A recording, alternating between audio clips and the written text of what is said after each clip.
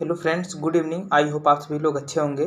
Friends, इस video में हम बात करेंगे अप्लाइड फिजिक्स फर्स्ट। जितने भी स्टूडेंट फर्स्ट सेमेस्टर में, चाहे कोई भी ब्रांच हो, यह वीडियो सभी के लिए है। इस वीडियो में हम बात करेंगे अप्लाइड फिजिक्स के मोस्ट इम्पोर्टेंट क्वेश्चन के बारे में। जो क्वेश्चन आपके एग्जाम में बार बार पूछे गए हैं, हम उन्हीं क्वेश्चन की बात करेंगे। यकीनन फ्रेंड्स, अगर आप इन सभी क्वेश्चन को तैयार कर लेंगे तो आपका अप्लाइड फिजिक्स में 45 प्लस मार्क्स आने की संभावना है। 50 नंबर का पेपर होगा, लेकिन अगर आप इतने क्वेश्चन को तैयार कर ले जाएंगे तो यकीनन फ्रेंड्स आप 45 प्लस मार्क गेन कर सकते हैं अप्लाइड फिजिक्स में। तो फ्रेंड्स, यहाँ पर हम टोटल 35 क्वेश्चन फ्रेंड्स लेकर आए हैं, जो कि मोस्ट इंपॉर्टेंट है। अगर आप लोगों ने अभी तक कुछ भी नहीं पढ़ा है, अगर आप इतने क्वेश्चन को तैयार कर लेंगे तो यकीनन आप अप्लाइड फिजिक्स में बहुत ही अच्छा नंबर गेन कर ले जाएंगे। चलिए फ्रेंड्स, एक एक क्वेश्चन को अच्छे से हम देखते हैं।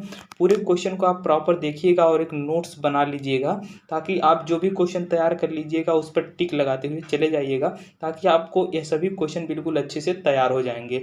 चलिए फ्रेंड्स, हम पहले क्वेश्चन की बात करते हैं। तो आप लोग को स्क्रीन पर पहला क्वेश्चन शो हो रहा होगा। यहाँ पर लिखा गया है कि विमीय समीकरण क्या है। चैप्टर वाइज आपका क्वेश्चन है, बिल्कुल कोई भी दिक्कत नहीं होगी आपको क्वेश्चन भी खोजने में, आंसर भी खोजने में। ठीक है, तो पहला क्वेश्चन आपका, विमीय समीकरण क्या है तथा विमीय विश्लेषण की सीमाएं लिखिए। बहुत ही इंपॉर्टेंट क्वेश्चन है। यह क्वेश्चन आपके हर बार फिजिक्स के पेपर में लगभग देखने को मिलता है। ठीक है, आपका अगला क्वेश्चन है फ्रेंड, क्वेश्चन नंबर 2।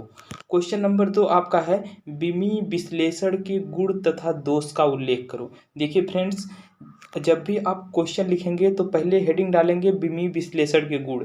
गुण अलग अलग हेडिंग डालेंगे और दोष अलग हेडिंग डालेंगे। ये नहीं कि एक में पूरा हम कहानी की तरह अगर लिख देंगे तो आपको कहानी की तरह नंबर भी वो दे देगा, तो आपको अच्छा नंबर नहीं मिलेगा। इसलिए आपको पहले डालना क्या है, विमीय विश्लेषण के गुण हेडिंग डालना है।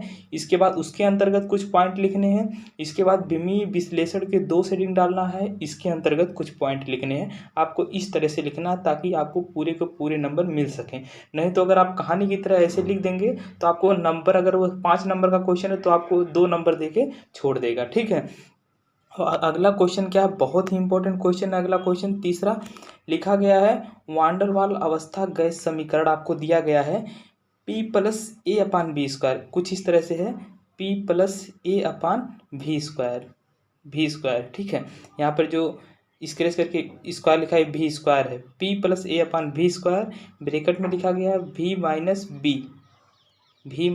बी लिखा गया। ठीक है, इसके बाद लिखा गया है बराबर RT लिखा गया है। इसके बाद लिखा गया है में ए तथा बी नियतांक है, विमाएं ज्ञात करिए। मतलब कि आपका एक वांडर वाल समीकरण दिया गया है, P plus A upon V square दिया गया है। इसके बाद लिखा गया है वी माइनस बी बराबर RT लिखा गया है, जिसमें ए व बी नियतांक हैं और ए तथा बी की विमाएं आपको ज्ञात करना है। बहुत ही इंपॉर्टेंट क्वेश्चन है, पहले चैप्टर में आया क्वेश्चन आपका दिया गया है।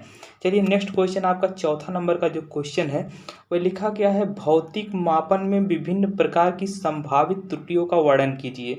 मतलब भौतिक मापन में जो भी त्रुटियां आपकी हैं वह कितने टाइप्स की होती हैं, उनका एक एक करके आपको वर्णन करना है। ठीक है, अगला क्वेश्चन जो फ्रेंड्स आपको दिया गया है, पांचवा क्वेश्चन, बहुत ही इंपॉर्टेंट क्वेश्चन यह भी है। लिखा गया है, यदि किसी प्रयोग में P बराबर A cube B square upon C D, मतलब इस तरह से लिखा गया है, P बराबर ए की power three B square upon C D, कुछ इस तरह से लिखा गया है। P बराबर A cube B square upon C D, तो P के मान में अधिकतम प्रतिशत त्रुटि ज्ञात करें। तो मतलब P के मान में अधिकतम प्रतिशत त्रुटि ज्ञात करना है, जबकि ABC के मापों में सापेक्ष त्रुटियां क्रमशः 1%, 2% व 3% व 4% है। ठीक है, मतलब कि ABC व यहाँ पर फ्रेंड डी भी रहेगा, ABC व डी भी रहेगा, छूट गया है। ABC व डी की मापों में सापेक्ष त्रुटियां क्रमशः 1%, 2%, 3% और 4% है। तो आपको फ्रेंड्स क्या ज्ञात करना है, अधिकतम प्रतिशत त्रुटि ज्ञात करना है। तो फ्रेंड्स, ये भी क्वेश्चन बहुत ही इंपॉर्टेंट क्वेश्चन है, न्यूमेरिकल है, बिल्कुल अच्छे से आप देख लीजिएगा, बहुत ही आसान क्वेश्चन है ये। ठीक है, आपका छठा नंबर का जो क्वेश्चन आता है फ्रेंड्स, छठा नंबर पे जो आता है वो आता है, यदि कंपित तार की आवृत्ति n, कंपित तार है एक, यह भी फ्रेंड्स आपका डायमेंशन का, यूनिट एंड डायमेंशन का क्वेश्चन है। यदि कंपित तार की आवृत्ति n, लंबाई l तनाव F तथा एकांक लंबाई का द्रव्यमान m हो तो बीमा विधि से आवृत्ति के लिए सूत्र ज्ञात कीजिए। मतलब बीमी विधि से आपको सूत्र स्थापित करना है। यदि कंपित तार की आवृत्ति n दिया गया है, लंबाई l, तनाव F तथा एकांक लंबाई का द्रव्यमान m, तो बीमा विधि से आवृत्ति के लिए सूत्र स्थापित करना है। बहुत ही इंपॉर्टेंट क्वेश्चन यह भी है। तो फ्रेंड्स इस तरह से आपके देखिए पहले चैप्टर से टोटल 6 क्वेश्चन बने। अब अगले क्वेश्चन की तरफ हम बढ़ते हैं। क्वेश्चन नंबर 7 क्या है, देखिए फ्रेंड्स क्वेश्चन नंबर 7 आपका जो है वो लिखा गया है रेखीय संवेग संरक्षण का सिद्धांत लिखिए। Very very important question, very very important question है कि रेखीय संवेग संरक्षण का सिद्धांत लिखिए। अब हम चलते हैं नेक्स्ट क्वेश्चन की तरफ। क्वेश्चन नंबर 8, क्वेश्चन नंबर 8 आपका कहा गया कोणीय वेग की परिभाषा लिखिए तथा कोणीय वेग एवं रेखीय वेग में संबंध स्थापित कीजिए। ये भी फ्रेंड्स बहुत ही इंपॉर्टेंट क्वेश्चन आपका है। ये भी क्वेश्चन बहुत ही अच्छे से आप लोग तैयार कर लीजिएगा कि कोणीय वेग की परिभाषा लिखना है तथा कोणीय वेग एवं रेखीय वेग में संबंध स्थापित करना। आपको बिल्कुल हेडिंग डाल के लिखना है। पहले आपको कोणीय वेग हेडिंग डालना है, उसकी परिभाषा उसकी डिफिनेशन लिखनी है। इसके बाद आप हेडिंग डालिएगा कोणीय वेग और रेखीय वेग में संबंध। इसके बाद आपको उसको संबंध को लिखना है, प्रूव करना है। ठीक है, बिल्कुल अच्छे से क्लियर हो जा रहा होगा कि आपको कैसे लिखना है, किस तरह से क्वेश्चन पूछे जा रहे हैं। बिल्कुल बहुत ही इंपॉर्टेंट क्वेश्चन, जितने भी क्वेश्चन मैं सेलेक्ट किया हूँ ये क्वेश्चन सभी के सभी आपके एग्जाम में, पिछले एग्जाम में पूछे गए क्वेश्चन है। ठीक है, मतलब जितने भी पेपर हुए हैं इसके उसमें पूछे गए क्वेश्चन है। यही क्वेश्चन आपके बार बार एग्जाम में रिपीट होते हैं। अगला क्वेश्चन फ्रेंड्स आपका है क्वेश्चन नंबर 9 जो है वह है आपका रेखीय त्वरण और कोणीय त्वरण में संबंध का निगमन कीजिए। मतलब रेखीय त्वरण और कोणीय त्वरण में क्या संबंध है उसका जो है फ्रेंड्स आपको प्रूफ करना है। ठीक है, बहुत ही इंपॉर्टेंट क्वेश्चन है अभी 9वां। अब आते हैं क्वेश्चन नंबर 10 की तरफ। क्वेश्चन नंबर 10 आपका कह रहा है अभिकेंद्र बल को परिभाषित कीजिए तथा इसकी बीमा लिखिए। मतलब अभिकेंद्र बल क्या होता है इसको आपको परिभाषा लिखना है, उसकी बीमा क्या होती है उसको भी लिखना। मतलब बीमा सूत्र क्या होता है उसको लिखना है आपको। इसके बाद हम आते हैं क्वेश्चन नंबर 11 की तरफ। क्वेश्चन नंबर 11 आपका कहता है अपकेंद्र बल को परिभाषित करें तथा एक उदाहरण के साथ कार्य सिद्धांत समझाइए। मतलब 11 नंबर का आपको क्वेश्चन कहता है कि अपकेंद्र बल को परिभाषित करना है तथा एक उदाहरण के साथ इसके कार्य सिद्धांत को समझाइए। मतलब कि अपकेंद्र बल की डिफिनेशन पहले लिखनी है, इसके बाद एक उदाहरण देना है, उदाहरण के साथ ही आपको समझाना है कि अपकेंद्र बल किस सिद्धांत पर कार्य करता है, इसको समझाना है। अब आते हैं अपने नेक्स्ट क्वेश्चन की तरफ। क्वेश्चन नंबर 12, क्वेश्चन नंबर 12 आपका कहता है अभिकेंद्र त्वरण से आप क्या समझते हैं, अभिकेंद्र त्वरण के सूत्र का निगमन करें। ठीक है, पहले तो आपको अभिकेंद्र त्वरण के बारे में बताना है, इसके बाद अभिकेंद्र त्वरण के जो सूत्र है वह सूत्र कैसे आया है इसको आपको प्रूफ करना। क्वेश्चन नंबर 12 यह कह रहा है। ठीक है, अब आते हैं हम क्वेश्चन नंबर 13 की तरफ जो कि बहुत ही इंपॉर्टेंट क्वेश्चन है। कह रहा है घर्षण गुणांक तथा घर्षण की परिभाषा लिखिए। पहले आपको हेडिंग डालना है घर्षण गुणांक, उसकी डिफिनेशन लिखनी है। फिर आपको हेडिंग डालेंगे घर्षण मतलब फ्रिक्शन, इसकी जो है आपको डिफिनेशन लिखनी है। तब जाके आपका यह क्वेश्चन कंप्लीट माना जाएगा। या नहीं कि एक ही में दोनों लिख देते हैं बिना हेडिंग डाले। अगर आप बिना हेडिंग डाले कोई भी चीज़ लिखेंगे तो आपको नंबर, मतलब अगर 5 नंबर का क्वेश्चन है तो आपको 2 ही नंबर देके वह हटा देगा। ठीक है, इसलिए जितना बोला जाए उसको हेडिंग डाल के आपको लिखना है। ठीक है, तभी आप 5 में से 4 नंबर पा सकते हैं। ठीक है, वैसे पूरा का पूरा किसी को नहीं मिलता, लेकिन अगर आप चाहते हैं कि 5 में से 4 नंबर आपको मिले तो जैसे क्वेश्चन पूछा उस तरह से हेडिंग डाल आपको लिखना है। ठीक है, अब आता है क्वेश्चन नंबर 14। क्वेश्चन नंबर 14 आपका कहता है कि घर्षण की परिभाषा लिखते हुए इसके प्रकार का उल्लेख कीजिए। पहले आपको घर्षण मतलब फ्रिक्शन की डिफिनेशन लिखनी है। इसके बाद टाइप्स ऑफ फ्रिक्शन मतलब कि घर्षण कितने प्रकार के होते हैं उसको लिखना है। इसके बाद एक एक करके उसका विस्तार करना है। ये क्वेश्चन आपका 5 नंबर का पूछा जाएगा जब भी पूछा जाएगा। ठीक है, तो आपको बिल्कुल अच्छे से लिखना है। पहले आपको फ्रिक्शन हेडिंग डालनी है, घर्षण हेडिंग डालना है, उसके बारे में लिखना है। इसके बाद आपको डालना है टाइप्स ऑफ फ्रिक्शन, फ्रिक्शन कितने प्रकार के होते हैं उसका एक एक करके आपको समझाना है। ठीक है, यह हो गया आपका 14 नंबर क्वेश्चन। अब 15 नंबर पर जो आपका क्वेश्चन आता है वह आता है सीमांत घर्षण के नियम। बहुत ही इंपॉर्टेंट क्वेश्चन है, वेरी वेरी इंपॉर्टेंट क्वेश्चन है कि सीमांत घर्षण के नियम को लिखिए। इसके बाद 16 नंबर भी आपका वेरी वेरी इंपॉर्टेंट क्वेश्चन है। यह भी क्या कहता है कार्य ऊर्जा प्रमेय का वर्णन कीजिए। क्वेश्चन आपके एग्जाम में लगभग हर बार पूछा जाता है कि कार्य ऊर्जा प्रमेय का वर्णन कीजिए। ठीक है, बिल्कुल अच्छे से तैयार करिएगा सभी क्वेश्चन। आपका 16 नंबर वेरी वेरी इंपॉर्टेंट है कि कार्य ऊर्जा प्रमेय का वर्णन करना है। अब देखते हैं हम अपना अगला क्वेश्चन, क्वेश्चन नंबर 17 क्या है। क्वेश्चन नंबर 17 फ्रेंड्स आपका है, बल आघूर्ण तथा जड़त्व आघूर्ण के बीच संबंध का सूत्र स्थापित कीजिए। मतलब कि जो बल आघूर्ण है और जड़त्व आघूर्ण के बीच क्या संबंध है उसको आपको प्रूफ करना है। ठीक है फ्रेंड, क्या संबंध है उसको आपको बिल्कुल अच्छे से प्रूफ करना है। तो आप लोग इसको देख लीजिएगा, बहुत ही अच्छा क्वेश्चन है। इसके बाद क्वेश्चन नंबर 18 क्या है, जड़त्व आघूर्ण संबंधी समांतर अक्षों की परमेय तथा लंबवत अक्षों की परमेय का उल्लेख कीजिए। वेरी इंपॉर्टेंट क्वेश्चन है फ्रेंड्स। समांतर अक्ष की परमेय और आपके लंबवत अक्ष की परमेय को आपको बिल्कुल अच्छे से वहाँ पर लिखना है। ठीक है, इसके बाद आपका आता है क्वेश्चन नंबर 19। क्वेश्चन नंबर 19 जो आपका है वह कोणीय संवेग तथा बल आघूर्ण की परिभाषा दीजिए। पहले आपको हेडिंग डालना है कोणीय संवेग, उसकी परिभाषा देना है। इसके बाद आपको हेडिंग डालना है बल आघूर्ण, उसकी परिभाषा देना है तथा इसके मात्रक तथा बीमा बतानी है। इसके मात्रक क्या है, बीमा भी लिखना है तथा संबंध को सिद्ध कीजिए। तथा कोणीय संवेग और बल आघूर्ण में क्या संबंध है इसको भी सिद्ध करना है। इसमें 3 क्वेश्चन पूछा गया। पहला पूछा गया कोणीय संवेग तथा बल आघूर्ण की परिभाषा लिखना है, एक तो ये हो गया, तथा इसके मात्रक और बीमा को भी लिखना है। मतलब कोणीय संवेग का जो बीमा क्या है, मात्रक क्या है उसको लिखना है। फिर लिखना बल आघूर्ण का मात्रक और बीमा क्या है उसको लिखना है।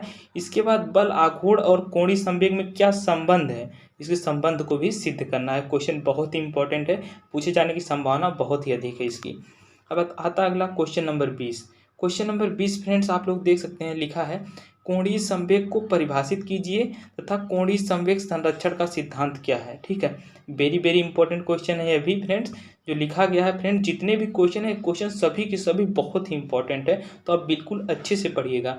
लिखा गया कोणीय संवेग को परिभाषित कीजिए, कोणीय संवेग संरक्षण का सिद्धांत क्या है। ठीक है, इसको आपको लिखना है। इसके बाद आता है आपका क्वेश्चन नंबर 21। क्वेश्चन नंबर 21 कहता है केपलर के ग्रहों की गति संबंधी नियम लिखिए। मतलब केपलर के ग्रहों की गति संबंधी नियम लिखना है। क्वेश्चन बहुत ही इंपॉर्टेंट है, ये क्वेश्चन भी आपके एग्जाम में कई बार पूछा गया है। इसके बाद आता है question number 22। Very very important question जो आपको लिखा गया फ्रेंड्स, गुरुत्वीय त्वरण स्मॉल जी तथा गुरुत्वाकर्षण नियतांक कैपिटल जी में संबंध लिखिए। मतलब आपको संबंध को स्थापित करना है कि गुरुत्वीय त्वरण स्मॉल जी तथा गुरुत्वाकर्षण नियतांक कैपिटल जी में क्या संबंध है। इसके बाद आता है हमारा क्वेश्चन नंबर 23। क्वेश्चन नंबर 23 आता है, यह कहता है पलायन वेग की परिभाषा लिखिए तथा पृथ्वी तल पर इसका व्यंजक प्राप्त करें। मतलब पलायन वेग की पहले आप डिफिनेशन लिखनी है, इसके बाद पलायन वेग का पृथ्वी तल पर क्या व्यंजक प्राप्त होता है, इसके बाद आपको करना है पलायन वेग तथा कक्षीय चाल में संबंध स्थापित करना है। सबसे पहले आपको पलायन वेग की परिभाषा लिखना है, इसके बाद पृथ्वी तल पर उसका व्यंजक प्राप्त करना है, इसके बाद पलायन वेग तथा कक्षीय चाल में क्या संबंध है उसको भी स्थापित करना है। इसके बाद आपका क्वेश्चन नंबर 24 आता है। क्वेश्चन नंबर 24 कहता है पृष्ठ तनाव की परिभाषा दीजिए। पृष्ठ तनाव किन किन कारकों का प्रभाव पड़ता है। ठीक है, मतलब पृष्ठ तनाव की आपको डिफिनेशन लिखनी है तथा पृष्ठ तनाव का किन किन कारकों पर क्या प्रभाव पड़ता है इसको आपको स्पष्ट करना है। और क्वेश्चन नंबर 25 फ्रेंड बहुत ही इंपॉर्टेंट क्वेश्चन, आप सभी लोग जानते होंगे क्वेश्चन नंबर 25 कितना इंपॉर्टेंट है आप सभी लोग के लिए।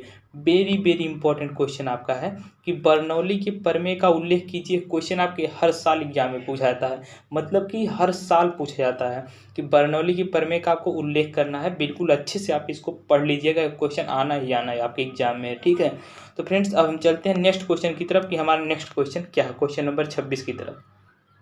देखिए फ्रेंड्स क्वेश्चन नंबर 26 आपका जो लिखा गया है, लिखा गया केशिकात्व से आप क्या समझते हैं।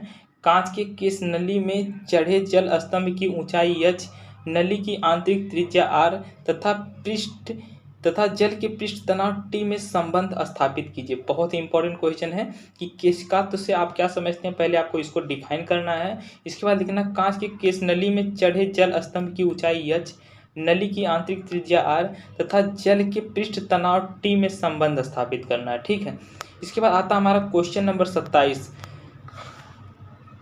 देखिए फ्रेंड्स हमारा क्वेश्चन नंबर जो 27 है वह है श्यानता गुणांक की परिभाषा दीजिए। स्टोक के नियम की सहायता से श्यानता गुणांक का सूत्र लिखिए। पहले आपको श्यानता गुणांक हेडिंग डालना, उसकी डिफिनेशन लिखना है। इसके बाद स्टोक के नियम की सहायता से श्यानता गुणांक का सूत्र भी लिखना आपको। ठीक है, इसके बाद आपका हमारा क्वेश्चन नंबर 28। ठीक है फ्रेंड्स हमारा क्वेश्चन नंबर 28 कह रहा है कि रेनॉल्ड संख्या को परिभाषित कीजिए। यह भी इंपॉर्टेंट क्वेश्चन है, 2 नंबर अतिलघुत्तरी में आपको क्वेश्चन पूछ लिया जाता है कि रेनॉल्ड संख्या को परिभाषित कीजिए। ठीक है, इसके बाद आता है हमारा question number 29। Question number 29 friends आपका कहता है कि केशिकात्व उन्नयन सिद्धांत से जल का पृष्ठ तनाव ज्ञात करने का प्रयोग विधि लिखिए। मतलब किसका उन्नयन सिद्धांत से जल का पृष्ठ तनाव ज्ञात करने का प्रयोग विधि आपको लिखना है फ्रेंड्स, ठीक है। इसके बाद आता है फ्रेंड्स क्वेश्चन नंबर 30 आपका आता है। यह कहता है ऊष्मीय चालकता गुणांक से आप क्या समझते हैं। इसका एसआई मात्रक तथा बीमार लिखना आपको।